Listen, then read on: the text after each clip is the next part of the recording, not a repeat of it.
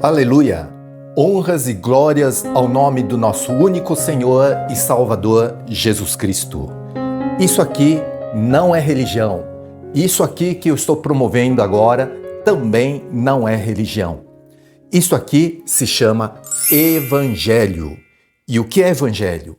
Evangelho é uma palavra de origem grega que significa boa nova ou boa notícia. Você sabe que Jesus, assim que ressuscitou e apareceu aos discípulos, deu ordem para a evangelização, não é? Sim, a famosa passagem da Bíblia que todo cristão conhece. Vou te mostrar. Está em Marcos capítulo 16, versículo 15. Marcos 16, 15, onde diz: E disse-lhes, ide por todo o mundo e pregai o evangelho a toda criatura. Vamos ver também o versículo 16? Quem crer e for batizado será salvo, quem, porém, não crer será condenado. Agora, reparem no seguinte. Primeiro, Jesus não disse ide pregar esta religião a toda criatura. O que o Senhor disse foi pregar este evangelho. Segundo, quem crer e for batizado será salvo. Isto é, quem acreditar no evangelho e for batizado será salvo. Sim, salvação. O evangelho se conecta à salvação. Este evangelho, esta boa notícia, tem poder de salvar as pessoas. Então, queremos saber dessa boa notícia, já que eu, vocês, todos nós estamos cansados de ouvir só notícias ruins todos os dias. Então vamos lá. Vou mostrar de uma maneira bem simples, bem fácil para todos entenderem. A boa notícia que a Bíblia nos dá é a seguinte. Em Lucas 2, diz que quando Jesus Cristo nasceu em Belém, anjos apareceram a um grupo de pastores que guardavam o seu rebanho no campo e lhes disse: Não temais, eis aqui vos trago boa nova de grande alegria que o será para todo o povo. E qual é a boa nova de grande alegria? Em seguida diz, é que hoje vos nasceu na cidade de Davi o Salvador, que é Cristo, o Senhor. Lucas 2,11. Então vejam aí a grande notícia, o Salvador chegou. O Verbo se fez carne e veio habitar entre nós. Deus se tabernaculou tomando forma humana e veio para quê? Para nos salvar. Salvar de quê? Do pecado, da morte, do juízo final, da condenação eterna. Há apenas uma única maneira de nós escaparmos de todas essas coisas. E esta única maneira é crer em Jesus Cristo e nas suas palavras. E só lembrando aqui que a Bíblia fala de dois tipos de mortes. Primeiro, fulano morreu, amanhã vai ser o seu enterro. É a morte do corpo físico. Segundo, se a morte física já é ruim, então este outro tipo de morte é bem pior. É separação eterna entre o Criador e a criatura. E a pessoa é condenada à perdição eterna e nunca mais poderá sair de lá. Horrível, não?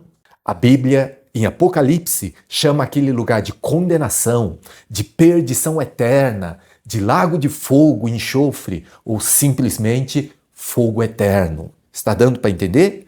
Vou repetir. A boa notícia que a Bíblia nos dá é a seguinte. Há apenas uma única maneira de nós escaparmos da condenação da morte. E esta única maneira é crer em Jesus Cristo e nas suas palavras. Quem crer e for batizado será salvo. Quem crer em quê? No Evangelho.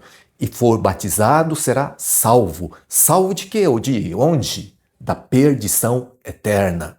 Jesus veio para nos salvar e a sua vinda aqui na terra, para nós, é uma grande e maravilhosa notícia. Este é o evangelho que primeiramente foi anunciado. Eu disse isso, não é religião, é evangelho. E qual a diferença? Não seria só questão de palavras? Não, de jeito nenhum. Olhem, vou falar de uma forma bem simples mais uma vez. Religião é uma série de conceitos filosóficos e rituais que as pessoas seguem para tentarem ser alguém melhor, para poderem viver melhor, serem felizes. Na religião, você tem que largar vícios, tem que comprar livros, se doar, meditar, e o interminável de tem que fazer isso, não pode fazer aquilo. Numa religião, você começa a aprender e a praticar esses conceitos e participar de rituais para, digamos, ser uma pessoa de caráter equilibrado e evoluir espiritualmente. Bom, muito bom. Hoje quero ser melhor do que ontem e amanhã melhor do que hoje. Quem não quer? Mas tem um problema aí. A prática de todos esses ou aqueles conceitos não tem poder de salvar as nossas almas. Precisamos de muito mais que essas coisas. Olhem só, por mais que nós nos esforcemos em ser alguém melhor, temos que admitir que temos duas coisas que não podemos mudar. Uma que ficou para trás, outra está à nossa frente. A que ficou para trás são as coisas erradas que fizemos, que falamos. Você diz, se não tivesse feito ou falado aquilo, ou ambos, estou arrependido. Mas isso não muda o que foi feito e não tem como voltar para trás no tempo para corrigirmos. E aqui está à nossa frente, ou seja, o que está nos esperando lá na frente na nossa vida é a morte, que também não podemos mudar. É a realidade. As religiões podem melhorar o caráter das pessoas, mas não pode apagar os erros do nosso passado, nem evitar a morte que está por vir, nem o juízo final por vir, quando as pessoas serão julgadas de acordo com o que fizeram na vida. Até os erros que foram esquecidos por elas, varridos para debaixo do tapete, ou que passaram uma tinta por cima, entende? Deu uma melhorada. As pessoas podem se esquecer ou até fingirem que se esqueceram, mas tudo fica registrado no livro de Deus e vai ser trazido à tona no dia do juízo final. A Bíblia em Romanos 3,10 diz: não há justo nenhum sequer, não há quem entenda, não há quem busque a Deus, todos se extraviaram, a uma se fizeram inúteis, não há quem faça o bem, não há nem um sequer. Aqui diz uma grande verdade a respeito da humanidade. Todos pecaram sem exceção. Aos olhos de Deus, todos estão no caminho da injustiça. E ainda mais, tem uma notícia muito ruim. O salário do pecado é a morte. Significa que a consequência natural do pecado é a morte, tanto espiritual quanto física. Romanos 6:23. Vamos conferir também o livro de Apocalipse 20, 12 até 15, que diz assim: vi também os mortos, os grandes e os pequenos, postos em pé diante do trono. Isso significa que todas as pessoas, não importa se durante a vida foram reis ou escravos, se foram ricos ou pobres, famosos ou não, todos terão que se apresentar diante do trono de Deus para serem julgados. Isso confere com o que diz numa outra passagem da Bíblia, que é Hebreus 9:27, que diz: aos homens está ordenado morrer uma só vez, vindo depois disso o juízo. Estão vendo? Então, continuando lá em Apocalipse, então se abriram os livros. Aqui vemos que são vários livros, pelo menos dois. Em seguida diz aqui mesmo que um desses livros se chama Livro da Vida e outros é simplesmente chamado de livros. Vejamos, ainda outro livro, o livro da vida, foi aberto e os mortos foram julgados segundo as suas obras, conforme o que se achava escrito nos livros. Deu o mar os mortos que nele estavam, a morte e o além entregaram os mortos que neles havia. Quer dizer que até aquelas pessoas que morreram na imensidão dos mares e os seus corpos nunca foram achados, naquele dia vão reaparecer para se apresentarem diante do trono do juiz Jesus Cristo. Daí, diz assim: e foram julgados um por um, segundo as suas obras. Então a morte e o inferno foram lançados para dentro do lago de fogo. Esta é a segunda morte, o lago de fogo. Esta é a segunda morte, o lago de fogo. Esta é a morte que eu falei lá no começo, quando eu falei que existem dois tipos de morte e que o segundo tipo é pior. E finalmente, o versículo 15 que diz: e se alguém não foi achado inscrito no livro da vida, esse foi lançado para dentro do lago de fogo. Daí, podemos concluir que, por outro lado, se alguém tiver o seu nome inscrito no livro da vida, não será lançado no lago de fogo. Então, o que vai acontecer com essa pessoa? Será salva. Esse trecho de Apocalipse trata de temas importantíssimos como o juízo final e a salvação. Jesus Cristo, o nosso Senhor, é o juiz. E o que faz um juiz? Um juiz julga, dá o seu veredicto, o juiz justifica, isto é, dependendo do seu veredicto, pode tornar um réu justo e inocente e livre. E é por isso que na 1 aos Coríntios 6, 9, diz: ou não sabeis que os injustos não herdarão o reino de Deus? E um pouco mais adiante, no 6:11 diz: tais fostes alguns de vós, mas vós vos lavastes, mas fostes santificados, mas fostes justificados em o nome do Senhor Jesus Cristo e no Espírito de nosso Deus. Vejam aqui o Evangelho agindo na vida das pessoas. Anotem, aqui é o apóstolo Paulo quem está escrevendo à igreja em Corinto, na Grécia. Tais fostes alguns de vós. É o passado que eu falei que não tem como voltar para trás. Fiz, falei, errei, não era para ter feito aquilo, mas também não tenho como voltar no tempo para fazer de outro jeito. Então, tais fostes alguns de vós no passado, mas agora a situação diante de Deus é diferente.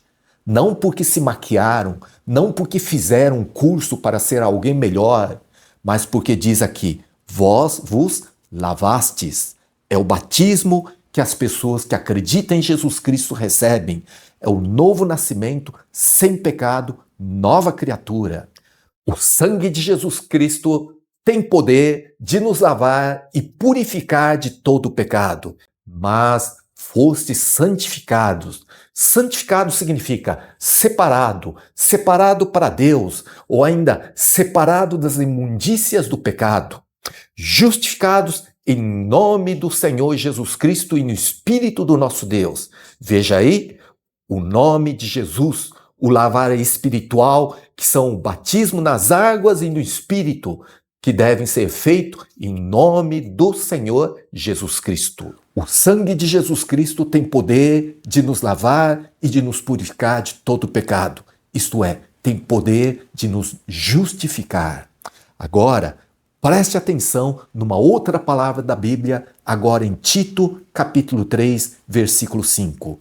Não por obras de justiça praticada por nós, mas segundo sua misericórdia, ele nos salvou mediante o lavar regenerador e renovador do Espírito Santo.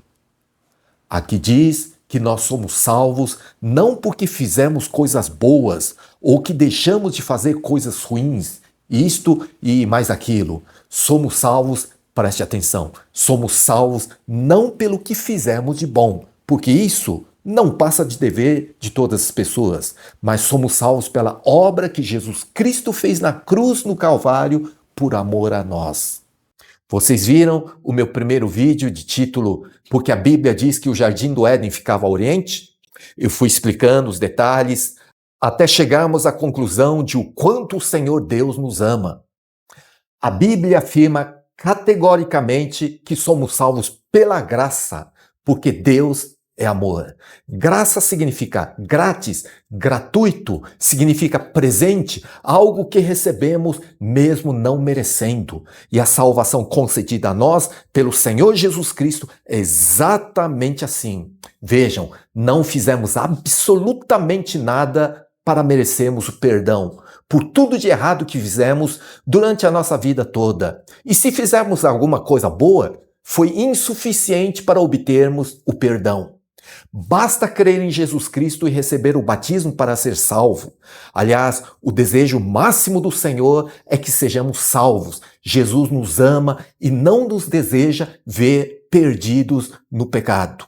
Quando cremos em Jesus Cristo e no seu Evangelho e recebemos o batismo, todo o nosso pecado é levado embora por Jesus. Somos lavados, regenerados, perdoados, nascemos de novo como uma nova criatura e filho de Deus. Daí, preciso que vocês entendam que a partir deste momento da conversão, os nossos pecados passaram para Jesus e ele levou a nossa imundícia para a cruz. Cruz é lugar de maldito, é lugar de pecador. Jesus não é maldito, nem pecador, mas a Bíblia diz, ele se fez pecador por nós e morreu na cruz. Jesus veio para nos limpar desse tão prejudicial pecado. Por isso, ele mesmo, não sendo pecador, morreu da pior maneira possível como um pecador maldito. Por isso dizemos que Jesus Cristo morreu no nosso lugar. Sendo assim, começamos a entender que a crucificação e a morte do Senhor Jesus na cruz não ocorreu por acidente, assim, por acaso, mas sim a crucificação e a morte do Senhor foi um verdadeiro ato de amor por nós para nos salvar. Foi um ato totalmente planejado, com muita antecedência. Sim, centenas e até milhares de anos antes da sua crucificação, já vinha sendo profetizado pelos profetas do Antigo Testamento. E Jesus, que obviamente conhecia todas aquelas profecias e leis, a Bíblia diz, foi obediente até a morte. Vamos conferir? Seja a atitude de vocês a mesma de Cristo Jesus, que, embora sendo Deus, não considerou que o ser igual a Deus era algo que devia apegar-se, mas esvaziou-se a si mesmo, vindo a ser servo, tornando-se semelhante aos homens, e sendo encontrado em forma humana, humilhou-se a si mesmo e foi obediente até a morte e morte de cruz. Já que hoje estou falando do Evangelho e das religiões, observe aqui, nesse texto bíblico, uma outra verdade. Nas religiões, os homens procuram se aperfeiçoar seguindo normas, conceitos, rituais de purificação e assim pretende ir subindo degrau por degrau até atingir o status de homem santo ou um semideus. Já no Evangelho é o contrário. Jesus, sendo Deus, esvaziou-se a si mesmo, veio como gente, como um homem pecador que somos todos nós. Enquanto lá, muitos homens viram deuses, no Evangelho, Deus é que virou gente à semelhança de um pecador, porém, sem pecado, para se aproximar de nós e nos conquistar para si, nos livrando do pecado. Quão grande é o amor do Senhor! Isto é o Evangelho.